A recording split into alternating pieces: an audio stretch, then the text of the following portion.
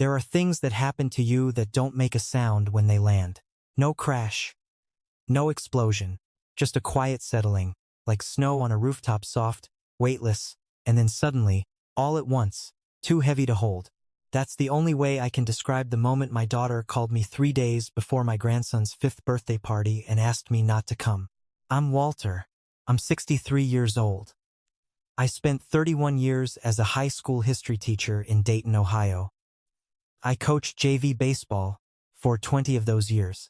In Cleating, I drove a Ford pickup that had 200,000 miles on it and a bumper sticker that said, "Proud Dad," that my daughter, Claire, put there when she was 9 years old. She thought it was hilarious. And I kept it on the truck long after it faded because it made me smile every time I walked out to the driveway. I raised Claire alone from the time she was 8 years old. Her mother, Renee, left in the spring of that year. I won't spend much time on that part of the story because it's not what this is about, but what I will say is that Renee left for a man named Dennis who had a boat and a condo in Scottsdale, and she was gone within a season. She sent birthday cards for a few years. Then she didn't. Claire stopped waiting for them around the time she turned 12. She never said anything about it. She just quietly stopped watching the mailbox in the days leading up to her birthday, and I pretended not to notice because sometimes the most loving thing a parent can do is let their child decide what they are ready to grieve. So it was just us. Me and Claire and our small house on Larimer Street with the porch swing and the vegetable garden out back that we were both terrible at maintaining. We ate a lot of frozen dinners and not enough vegetables, and we watched way too many movies on school nights. And it was, by every measure, a genuinely good life. I worked hard. I made sure she had what she needed. When she got into Ohio State, I cried in the parking lot of the school where I taught because I didn't want any of the kids to see me. When she graduated, I sat in that stadium with a sign I had made myself out of poster board and a red marker, and I cheered until I had no voice left. She met Marcus in her last year of school. He was a good man, quiet, steady, the kind of man who remembered things. He remembered how I took my coffee. He remembered that I liked the Cubs even though they broke my heart every year. He shook my hand at the door and meant it. I liked him from the beginning, which is not something I say easily. They got married 5 years ago. Small ceremony, just the way Claire wanted. I walked her down the aisle, and when she looked at me at the end of it, she whispered, "We did it, Dad." I don't think she meant the wedding. I think she meant everything before it. And then, 3 years ago, came Eli. Eli James Carter. 5 pounds, 11 ounces, the smallest, loudest, most spectacular thing I had ever seen. The moment they put him in my arms in that hospital room, I understood every cliché I had ever dismissed. The whole world collapsed into a single point, and that point was this tiny red-faced boy who was screaming at the injustice of being born into February air. I drove to Claire and Marcus's house every Saturday. I took Eli to the park and pushed him on the swings until my shoulders ached. I read him the same 3 picture books so many times I could recite them from memory in the dark, which I had to do on more than one occasion. I taught him how to say baseball. I bought him a tiny Cubs jersey that he wore until it barely fit over his head. Every Saturday, 52 weeks a year, I did not miss a single one. So when my phone rang on a Tuesday evening in late March and Claire's name appeared on the screen, I answered it the way I always did, happy, without hesitation. The silence on her end lasted just a beat too long. "Dad?" she said, and I heard it immediately. The same tone I had heard from her once before, the night she called to tell me she was pregnant and was terrified about how I would react. That particular shade of carefully controlled voice, like she was holding a glass filled all the way to the brim and trying very hard not to spill. "What's going on, sweetheart?" I said. Another pause. "Eli's birthday party is on Saturday." She said it like I might have forgotten. I had not forgotten. I had not forgotten. I had already wrapped the presents sitting on my kitchen table. A little wooden train set I had picked out 3 weeks earlier. "I know," I said. "Dad, I need to talk to you about something, and I need you to hear me out before you say anything." Her voice dropped slightly. "Robert is coming." There it was. Robert Hale was Claire's biological father. He and Renee had been together briefly before me, a fact I had known when Claire and I became a family, a fact that had never once changed how I felt about her or my role in her life. Robert had been in and out of Claire's life in the way that some people are in and out of lives, showing up brightly for a season, then disappearing without explanation, leaving behind a child who learned not to count on him and a father who quietly picked up every piece. He had resurfaced 2 years ago. Claire had told me about it carefully, watching my face. He was sober now, she said. He was remarried. He had built a business in Charlotte that had done well. He wanted a relationship with her. With Eli. I told her that was her decision to make, and I meant it. I was not threatened by Robert Hale. I had 31 years on him. I had the bumper sticker. Okay, I said carefully. Robert's coming to the party. Him and Sandra, she said. Sandra was the wife, and Sandra's kids, and her parents are in town. I did the math quietly. That's a lot of people. That's a lot of people. Dad. Another pause, and this one was different. Heavier. Robert's parents are also coming. From Savannah. They haven't seen Eli yet and…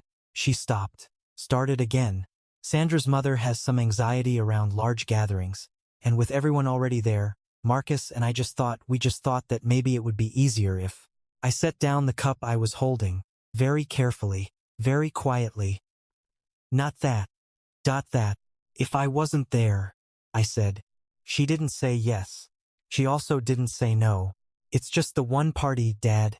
We'll do something separate, just us, just family. I promise.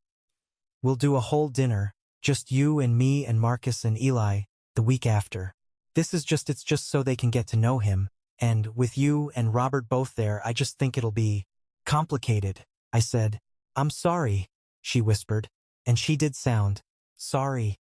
She sounded genuinely, miserably sorry, in the way that someone sounds when they have already made the decision and the apology is the only thing left to offer.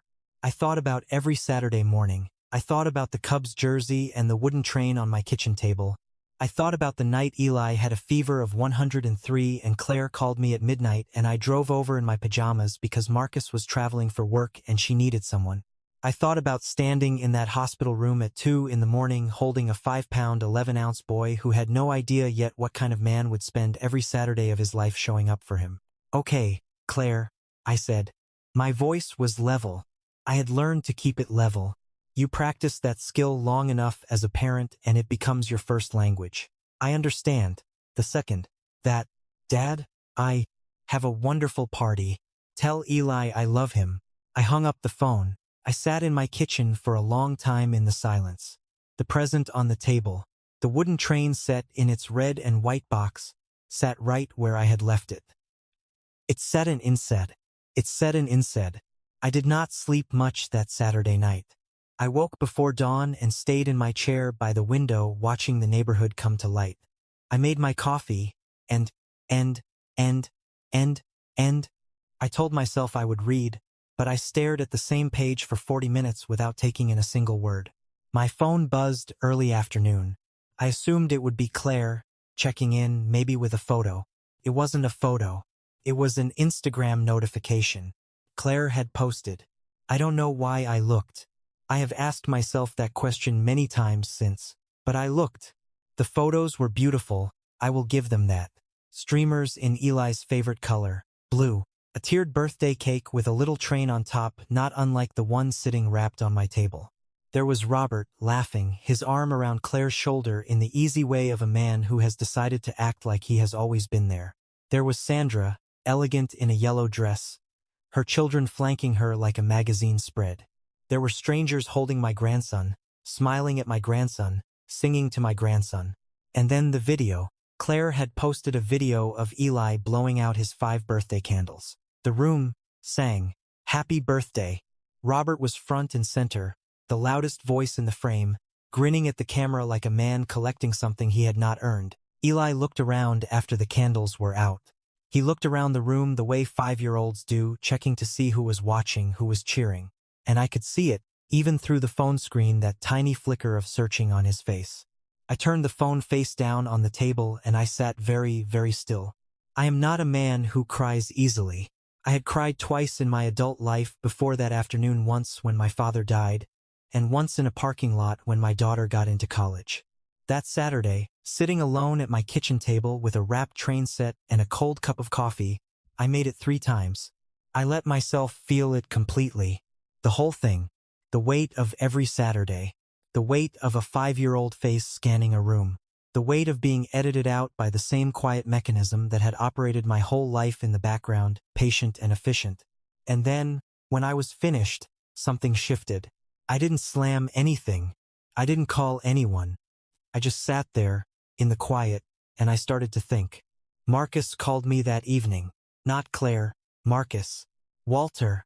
His voice was low and tight, the way a man's voice gets when he is furious and trying to hold it together. I need you to know that today was not what I wanted. I want you to know that. Tell me what happened, I said. He told me that Robert had arrived with a photographer. An actual photographer, hired to document the birthday party. That Robert had given a toast at a 5-year-old's birthday party, a toast, with a glass of sparkling water about how grateful he was for second chances and for family. That he had looked at Eli the whole time he spoke, not at Claire, as if he were narrating their relationship directly into existence through the sheer force of public declaration. That Sandra's mother had asked Claire, in front of everyone, who Eli's other grandfather was, and Claire had said my name, and Sandra's mother had smiled and said, "Oh, the teacher. How sweet," and moved on. That Robert had asked to put Eli to bed that night, and Claire had said yes, and Marcus had stood in the hallway outside Eli's room, listening to a man who had never once changed a diaper read a bedtime story to my grandson for the first time. Marcus's voice broke slightly at that last part. "I don't know what she's doing," he said quietly. "I think she's trying to fix something from when she was little. I think she's trying to give him a chance because she never got one. But Walter, she asked you not to come.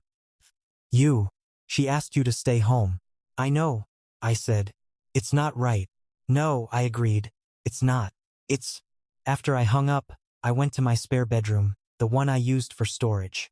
I pulled down 3 large boxes from the top shelf. Inside them were 31 years of photographs. Not digital, not on a phone. Physical photographs, developed and sorted into envelopes by year. I had always been meticulous about that. History, teacher habits. I spent the rest of the night going through them, not out of sentimentality, out of purpose. Purpose. I knew what I was going to do. I didn't tell Marcus. I didn't call Claire. I spent the following 2 weeks quietly, carefully, building something. I borrowed a projector from the school where I used to teach. I organized and scanned 300 photographs. I wrote down, from memory, the dates of every school play, every teacher conference, every emergency room visit, every holiday, every ordinary Saturday that had made up the architecture of a child's entire life. When I was ready, I called Claire. I asked her if she would come to dinner at my house the following Sunday. Just her and Marcus and Eli, a belated birthday celebration, I said. She agreed immediately, and I could hear the relief in her voice. She had been waiting for me to reach out, waiting for the tension to dissolve on its own the way she had always hoped difficult things would. She did not know that Robert was also going to be there. Marcus had arranged it, quietly, on my behalf. He had told Robert that I wanted to extend an olive branch to start fresh. Robert, I was told, had been pleased by this. He had been looking forward to it. They arrived separately. Claire first, with Eli, who ran at me the moment the door opened and hit me somewhere around the kneecap with the full force of a 5-year-old who had missed his pop. I held on to him for a long moment. "I brought you something," I told him, and I produced the wooden train set, a week late. He accepted it with the solemn satisfaction of a child who knows exactly what he wanted. Robert arrived 10 minutes later with Sandra. He shook my hand. He was tall, silver-haired, well-dressed. He had the comfortable manner of a man who was used to rooms going his way. "Walter," he said warmly, "I've heard a lot about you. Thank you for having us." I showed them all to the living room. I had pushed the furniture back slightly and set up the projector screen. Claire looked at it with mild curiosity. Robert glanced at it and smiled, probably assuming a slideshow of Eli's photos, a sweet gesture from the grandfather. I dimmed the lights. "I wanted to share something," I said. "Since we're all here together." The first photograph appeared on the screen. It was a picture of Claire, at 8 years old, sitting on the porch swing on Larimer Street, reading a book. She had a Band-Aid on her left knee and her hair was in a lopsided ponytail that I had done myself that morning. "This is Claire," I said. 8 years old. This was 3 weeks after it became just the two of us. I advanced the slides slowly. I did not rush. I let each one breathe. There was Claire's first day of 4th grade. There was Claire in the emergency room at age 10 with a broken wrist, and me beside her, still in my work clothes because I had driven straight from school when they called. There was Claire at her junior high school play, a sheep in a nativity production beaming from under a cotton ball headdress. There was Claire at 16, standing in front of the truck holding a learner's permit, her grin so wide it seemed impossible. I kept my voice steady. I narrated simply, with dates and small facts, not to perform emotion, just to document. There was Claire on move-in day at Ohio State. There was Claire at her college graduation holding her diploma, and there was the poster board sign I had made, enormous and slightly misspelled in my excitement. There was Claire on her wedding day, and then Claire in a hospital bed 3 years ago holding a brand new Eli and me beside her, still in the same coat I had grabbed in the dark when she called at 2 in the morning to say it was time. The slides continued.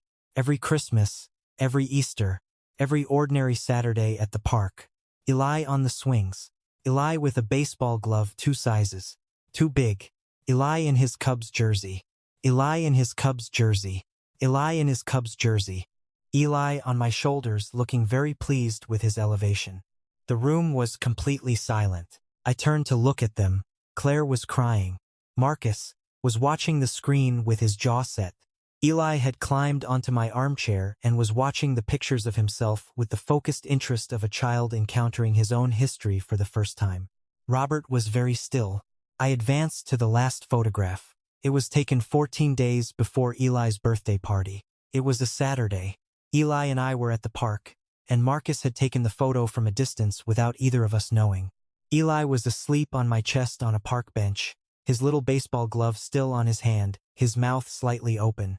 I was looking down at him with the particular expression of a man who knows exactly what he is holding. I left that photograph on the screen. I didn't put together this presentation to make anyone feel guilty, I said. I kept my voice quiet. I put it together because I think sometimes the people who have always been there become invisible. Not on purpose, but invisible. And I thought it was worth remembering together that invisible doesn't mean absent. And, I looked at Robert, not with anger, just directly. "You are Eli's family," I said. "I don't dispute that. I don't resent you for wanting to be here. What a man does with a second chance is his own business." End quote. But I want you to understand something clearly, because I think it matters that you hear it from me directly. I have been here every day of this child's life, not because I had to be, because he is mine, in every way that love makes a person yours, and I will continue to be here.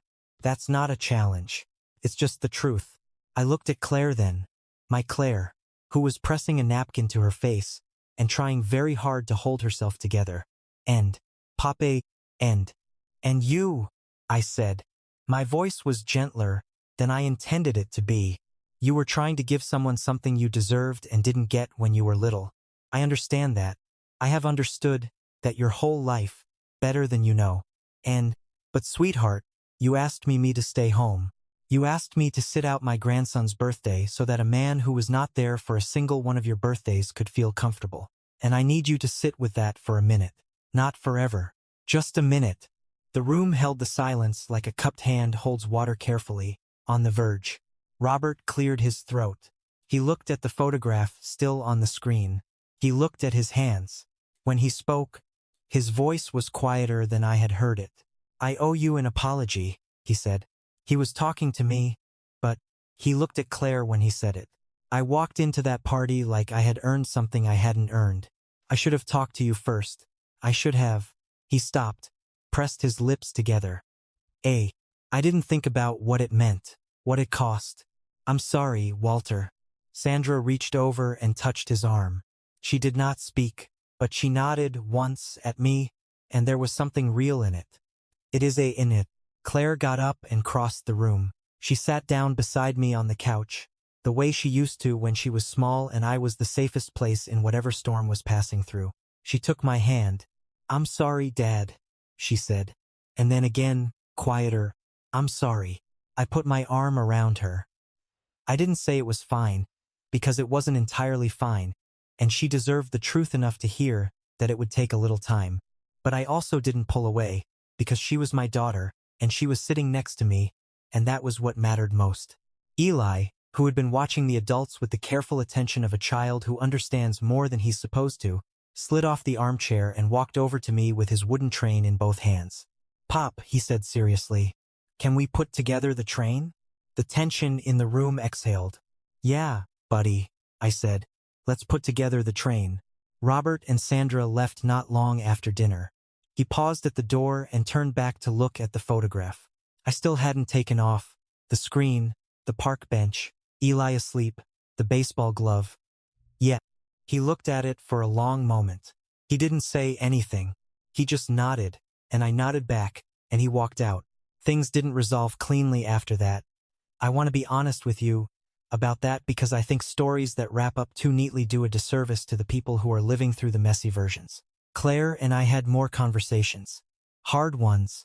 She had to work through some things about Robert that had nothing to do with me, old grief, old longing, the particular ache of a daughter who never stopped hoping her father would show up. I let her work through it. I was patient in the way that you can only be patient when you have already proven, 300 photographs worth, that you are not going anywhere. Robert settled into a more appropriate place. He visited a few times a year, called on holidays, sent Eli gifts with little cards that were genuinely thoughtful. He never again walked into a room like he had earned something he hadn't. I don't know if that's because of what happened that Sunday night or because he did his own reckoning privately. Either way, it was better. And Marcus Good, Steady Marcus, told me one afternoon when we were watching Eli at a baseball game that he had never been more grateful for anything than the fact that his son had a grandfather like me. He said it plainly, without fanfare, the way men like him say the things that matter most. I told him that Eli was easy to show up for. He laughed and said, "He gets that from you." This past spring, Eli turned 6. Claire called me herself to plan the party. She didn't have to manage anyone's comfort or calibrate anyone's feelings. She just called and said, "Dad, what do you think about a baseball theme?" And I said I thought that was the greatest idea I had ever heard. I was there for every minute of it. I pushed him on the swings until my arms gave out. I helped him unwrap every present. I was standing right next to him when he blew out the candles. Nobody posted photographs that made me invisible. But even if they had, I knew by then what I had always known and sometimes forgotten to claim. You cannot crop out someone who has been the whole frame. You can try to edit them out of the picture, but the picture doesn't make sense without them. The light is wrong. The composition falls apart. I drove home that evening with the windows down, the May air coming through warm and easy. I thought about something I used to tell my history students when they asked me why any of it mattered, why they should care about things that already happened. I always told them the same thing. The past is not behind you, I would say. The past is the ground you are standing on. You cannot understand where you are until you understand what was here before you. I think about my daughter, and I think about 31 years of Saturday mornings, and I think about a little boy in a baseball glove asleep on a park bench. And I understand exactly where I am. I am exactly where I have always been. Right here, still here, not cropped out, not sitting it out, not made invisible. Here. And there is no version of this story, no Instagram post, no birthday toast, no quiet phone call asking me to stay home that changes that. Because the most powerful thing I ever did was not the presentation. It was not the 300 photographs or the borrowed projector or the words I said in that quiet room. The most powerful thing I ever did was show up, again and again and again, long before anyone was watching. Long before it mattered to anyone else. Because it mattered to me. Because he mattered to me. Because she always has. That is all the power a parent needs.